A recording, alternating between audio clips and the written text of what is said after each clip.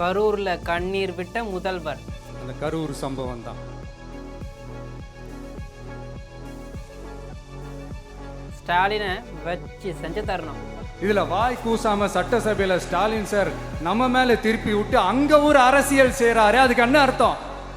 போலீஸை சாடிய விஜய் இருந்து அந்த ஸ்பாட்டுக்கு போலீஸே எங்களை உள்ள கூட்டிட்டு வந்து விட்டு அந்த நாடகம்லாம் இருக்கு பாருங்க. ஏவ வேலு செந்தில் பாலாஜி மீது தாக்கு. கொள்ளையை அடிச்சதுனாலதான் உங்க கரூர் கம்பெனி ஓனர் ஒருத்தர் எங்க எங்க இருக்காருன்னு தெரியாம ஓட்டு ஓட்டு ஓட்டு ஓட்டு ஓட்டு ஓட்டு ஓட்டு ஓட்டு வராம் பாரு வேட்டக்காரன் ஓடினே இருக்கிறாரு. இன்னொருத்தர் ஃபாரின்ல போய் ஒளிஞ்சுக்கிட்டாரு. செக்கப்புக்கு போனார்ல அவரு. கடந்த ஆண்டு செப்டம்பர் 27 தமிழக அரசியல் வரலாற்றிலேயே மறக்க முடியாத ஒரு கருப்பு நாளாக கரூர்ல பதிவானது. தமிழக வெற்றி கழகத்தின் பிரச்சார பயணத்தின் போது ஏற்பட்ட கடுமையான கூட்ட நெரிசலில் சிக்கி 41 பேர் அப்பாவி உயிர்கள் பறிபோயின. இந்த உயிர்கள் பறிபோன குடும்பங்களுக்கு தற்பொழுது இழப்பீடாக அரசு வேலை தருவதாக முதல்வர் விஜய் கூறியிருந்தார். இதற்கு பல்வேறு கட்சிகள் அவர்களுடைய எதிர்ப்பையும் தெரிவித்தன. அதனை எல்லாம் மீறி தற்பொழுது பாதிக்கப்பட்ட குடும்பங்களுக்கு அரசு வேலை என்பது உறுதியாகியிருக்கு. இந்நிலையில் தற்பொழுது கரூர் கூட்ட நெரிசல் தந்த ஆறாதவடு திமுகவின் ஊழல் முகமூடிகள் மற்றும் இடைத்தேர்தல் களம் வாயிருந்தால் என்ன வேண்டுமானாலும் பேசுவீர்களா என்று கரூரின் மேடையில் முதல்வர் விஜய் வீசிய கேள்வி கணைகள் தமிழக அரசியலின் அடித்தளத்தையே அதிர வைத்திருக்கிறது. சதி திட்டங்களை சிதைக்கவும் தீய சக்திகளுக்கு நிரந்தர பதிலடி கொடுக்கவும் தயாராகியுள்ள தாவேகாவின் அதிரடி பிரச்சாரம் கரூரில் இருந்து இன்று விஸ்வரூபம் எடுத்திருக்கிறது. இது பற்றி விரிவான செய்தியை தற்போது பார்க்கலாம்.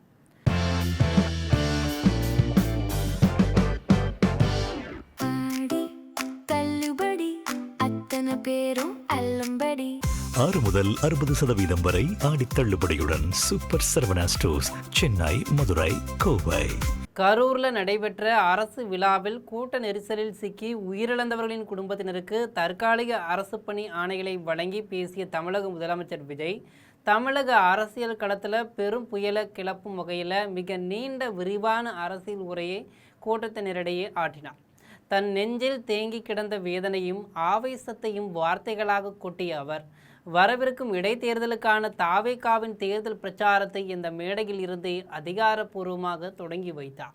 கரூர் கூட்ட நெரிசல் சம்பவம் என்பது தன் வாழ்நாளில் மறக்க முடியாத எவ்வளவு பெரிய நிலைக்கு சென்றாலும் ஆறாத ஒரு மாபெரும் வடு என்று குறிப்பிட்ட முதலமைச்சர் விஜய் இந்த சம்பவத்தின் பின்னணியில் உள்ள காவல்துறை மற்றும் முந்தைய அதிகார வர்க்கத்தின் நாடகங்களை அக்குவேறு ஆணிவேராக அம்பலப்படுத்தினார். இதற்கு முன்பாக தங்களுக்கு பெரம்பலூரில் பொதுக்கூட்டம் ஏற்பாடு செய்யப்பட்டிருந்த போது அங்கு கூட்டம் அதிகமாக கூடிவிட்டது என்று காவல்துறை எச்சரித்ததால் மக்களின் பாதுகாப்பை கருதி மனவலியோடு தாங்கள் அந்த பயணத்தை தவிர்த்துவிட்டு திரும்பியதை அவர் நினைவு கூர்ந்தார். ஆனால் அதே போன்றதொரு முன்னெச்சரிக்கையை கரூரில் காவல்துறை ஏன் தங்களுக்கு வழங்கவில்லை என்று கேள்வி எழுப்பிய அவர் காவல்துறையினர் நினைத்திருந்தால் அன்றைய கரூர் கூட்டத்தை எளிதாக ரத்து செய்திருக்க முடியும் அல்லது தடுத்து நிறுத்திருக்க முடியும் என்றார். அவ்வாறு செய்யாமல் கரூர் நெடுஞ்சாலையிலிருந்து மக்கள் கூட்டத்தை தாங்களாகவே பாதுகாப்பு கொடுத்து உள்ளே அழைத்து வந்துவிட்டு பின்னர் அசம்பாவிதம் நடந்தவுடன் அந்த பழியை ஒட்டுமொத்தமாக தன் மீது தன் இயக்கத்தின் மீதும் தூக்கி போட்ட காவல்துறை நாடகத்தின் உண்மையான மூளை யார் என்று அவர் ஆவேசமாக கேள்வி எழுப்பினார். கரூரில் தன் சொந்த அக்கா தங்கைகளையும் குழந்தைகளையும் இழந்து தான் தவித்த போது வாய் இருக்கிறது என்பதற்காக எதை வேண்டுமானாலும் பேசி அரசியல் ஆதாயம் தேட முயன்றவர்களை மக்கள் அடையாளம் காண வேண்டும் என்று கேட்டுக்கொண்டார். இந்த சம்பவம் தொடர்பாக தற்போது சிபிஐ தீவிர விசாரணை நடத்தி வரும் சூழலிலும் உச்ச நீதிமன்றத்தில் வழக்கு நிலுவையில் இருக்கும் நிலையிலும் ஒரு மாநில முதலமைச்சராக தன் கட்டுப்பாட்டின் கீழ் உள்ள காவல்துறை மீதே விஜய் இத்தகைய பகிரங்க புகாரை திருப்பியிருப்பது அரசியல் வட்டாரத்தில் பெரும் சலசலப்பை ஏற்படுத்தியிருக்கு. தாவேகாவுக்கு எதிராக திட்டமிட்டு நடத்தப்பட்ட இந்த சதி மற்றும் சூழ்ச்சியினை தற்போதைய மக்கள் மட்டுமல்லாது வரும் தலைமுறையினரும் அறிந்து கொள்ள வேண்டும் என்பதற்காக கரூரில் தாவேக்கு சார்பாக ஒரு நினைவு சின்னம் அமைக்கப்படும் என்றும் அவர் இந்த மேடையில் உறுதியளித்தார்.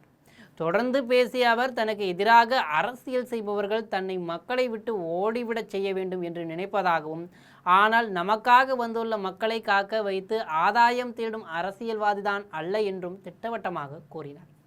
தொடர்ந்து திமுகவின் நிர்வாக முறைகேடுகள் மற்றும் ஊழல்கள் குறித்து பேசிய முதலமைச்சர் விஜய் சட்டமன்றத்தில் தான் எழுப்பிய 40 ஃபண்ட் விவகாரத்தை மீண்டும் கையில் எடுத்தார். தான் சட்டமன்றத்தில் பேசும்போது எந்த ஒரு குறிப்பிட்ட கட்சியின் பெயரையோ அல்லது நபரின் பெயரையோ சொல்லாமல் பொதுவாகவே 40 ஃபண்ட் என்றுதான் குறிப்பிட்டதாக கூறிய அவர், ஆனால் அந்த வார்த்தையை கேட்டதுமே சட்டமன்றத்தில் இருந்து திமுகவினர் ஏன் அஞ்சி ஓட்டம் பிடித்தார்கள் என்று கிண்டலாக கேட்டார். குற்றம் உள்ள நெஞ்சுதான் குறுகுறுக்கும் என்ற பழமொழியை சுட்டிக்காட்டிய அவர், இவர்களின் செயல்பாடு எங்க அப்பா பீரோக்குள்ள இல்லை என்று தானாக முன்வந்து உணர்வதைப் போல மிகவும் வேடிக்கையாகவும் விசித்திரமாகவும் இருப்பதாக சாடினார். ஒவ்வொரு அரசு துறையிலும் தீய சக்தியாக விளங்கும் திமுகவும் தீர்ந்து போன சக்தியாக விளங்கும் அதிமுகவும் கூட்டு களவாணிகளாக மாறி மாறி 40 ஃபண்ட் என்ற பெயரில் ஒட்டுமொத்த தமிழகத்தையும் கொள்ளையடித்துள்ளதாக குற்றம் சாட்டினார். இதற்கு உதாரணமாக சென்னையில் ஒரு மேம்பாலம் கட்டுவதற்கு வழக்கமாக ஆகும் செலவை விட 2 மடங்கு கூடுதல் தொகையில் ஒப்பந்தம் விடப்பட்டிருந்த மாபெரும் ஊழலை தனது அரசு கண்டுபிடித்து தற்போது ரத்து செய்துள்ளதாக குறிப்பிட்ட விஜய், இன்னும் எத்தனை கோடி எத்தனை லட்சம் ஊழல்கள் இந்த தமிழகத்தில் புதைந்து கிடக்கின்றனவோ அவை அனைத்தையும் தோண்ட தோண்ட உண்மைகள் வெளியே வரும் என்றும் அப்போது அதிகார வர்க்கத்தின் ஒவ்வொரு முகமூடியும் கிளியும் என்றும் எச்சரித்தார். எதிர்க்கட்சி தலைவர்கள் மீதான தனது தனிப்பட்ட மற்றும் அரசியல் ரீதியான தாக்குதல்களை தொடுத்த விஜய் தான் பேசத் தொடங்கினாலே கொளத்தூர் தொகுதியில் பெரிய அளவில் நடுக்கம் ஏற்பட்டு கொத்து போராட்டா போடப்பட்டு வருவதாக எள்ளி நகையாடினார். முதலமைச்சர் என்கிற முறையில் ஸ்டாலின் சார் மீது தனக்கு தனிப்பட்ட பாசம் இருப்பதாக குறிப்பிட்ட அவர், ஆனால் தங்களை கண்டு அஞ்சி சிலர் சிங்கப்பூரில் போய் ஒளிந்திருப்பதாகவும் தான் கரூருக்குள் நுழைந்தவுடனே மற்றொருவர் ஓடிவிட்டதாகவும் இப்படி தாவேகாவின் எழுச்சியை கண்டு திமுகவினர் ஒட்டுமொத்தமாக அஞ்சி நடுங்குவதாகவும் பேசினார். காதில் ரத்தம் வராத குறையாக தங்களை பற்றி அவதூறு பரப்புபவர்கள் ஊழலிலேயே ஊறிப்போனவர்கள் என்றும் வாயை திறந்து பேச துப்பில்லாதவர்கள் தன்னை நோக்கி வசைவாடுவதாகவும் அவர் கடுமையாக சாடினார். இறுதியாக தமக்கு எப்போதும் பணத்தை விட தன்னை நம்பி வந்த ஜனம் எனப்படும் மக்கள் கூட்டமே முக்கியம் என்று முழங்கிய விஜய், தங்களுக்கு இவ்வளவு வழிகளையும் காயங்களையும் கொடுத்தவர்களுக்கு 2026 சட்டமன்ற தேர்தலில் தமிழக மக்கள் தகுந்த பதிலடி கொடுத்து விட்ட போதிலும் அது மட்டுமே போதாது என்று ஆக்ரோஷமாக பேசினார். தீய சக்தியான திமுக காலகாலத்திற்கும் மீண்டும் தமிழக அரசியலில் எழுந்திருக்கவே முடியாத அளவுக்கு அவர்களுக்கு மக்கள் நிரந்தரமான பதிலடியை தொடர்ந்து கொடுத்து கொண்டே இருக்க வேண்டும் என்று கேட்டுக்கொண்டார். தமிழகத்தில் வரவிருக்கும் இடைத்தேர்தலில் இந்த தீய சக்திகளை மக்கள் நல்லபடி கவனித்து வெளுத்து வாங்க வேண்டும் என்று கூறி இடைத்தேர்தலுக்கான அரசியல் களத்தை தனது அனல் பறக்கும் பேச்சின் மூலம் தொடங்கி வைத்தார். இன்னும் சில நாட்களில் விஜய் அரசின் உண்மையான விஸ்வரூபத்தை அனைவரும் பார்ப்பார்கள் என்றும் சதிகாரர்களின் முகத்திரையை தன் அரசு நிச்சயம் கிழிக்கும் என்றும் உறுதிபட கூறி தனது உரையை அவர் நிறைவு செய்தார். இந்நிலையில் கரூரின் அந்த மேடையில் விஜய் பேசிய ஒவ்வொரு வார்த்தையும் வெறும் அரசியல் உரையாக மட்டும் பார்க்கப்படலை. அது தாவேகாவின் எதிர்கால அரசியல் பயணத்திற்கான ஒரு போர் முரசாகவே கருதப்படும். தனது மக்கள் பட்ட துயரங்களுக்கு துளி கூட நீதி கிடைக்காமல்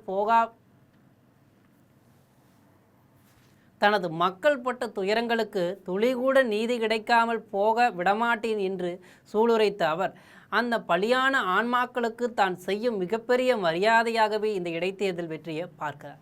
மேலும் வாயை திறந்தாலே ஓடி ஒளிபவர்கள் 5 நிமிடம் கூட நேருக்கு நேர் விவாதிக்க திராணியற்றவர்கள் என்று திமுக அமைச்சர்களை காட்டமாக சாடிய விஜய், மக்கள் காசுக்கு கொள்ளையடிக்கும் அந்த அமைச்சர்களின் முகமூடிகளை தன் அரசு ஒவ்வொன்றாக கிழிக்கும் என்று முழங்கினார். ஊழலிலேயே ஊறிப்போன அந்த தீய சக்திகளின் வீழ்ச்சி கரூரில் இருந்து தொடங்குகிறது என்பதை தெளிவுபடுத்திய அவர், வரபோகும் இடைத்தேர்தலில் அவர்களை சுருட்டி தூக்கி எறியுமாறு மக்களை கேட்டுக்கொண்டார். அமைச்சர்களின் அராதகங்களும் கொள்ளைகளுக்கும் முடிவு கட்டும் காலம் கனிந்து விட்டது என்பதை விஜயின் இந்த பேச்சு தமிழக அரசியல் களத்தில் மிக அழுத்தமாக பதிவு செய்திருக்கிறது. இவர் பேசியது குறித்து நீங்கள் நினைக்கும் கருத்துக்களை மறக்காமல் கமெண்டில் பதிவிடுங்கள். இது போன்ற செய்திகளை உடனுக்குடன் தெரிந்து கொள்ள ஜெம் தொலைக்காட்சியுடன் எப்போதும் இணைந்திருங்கள். நன்றி, வணக்கம்.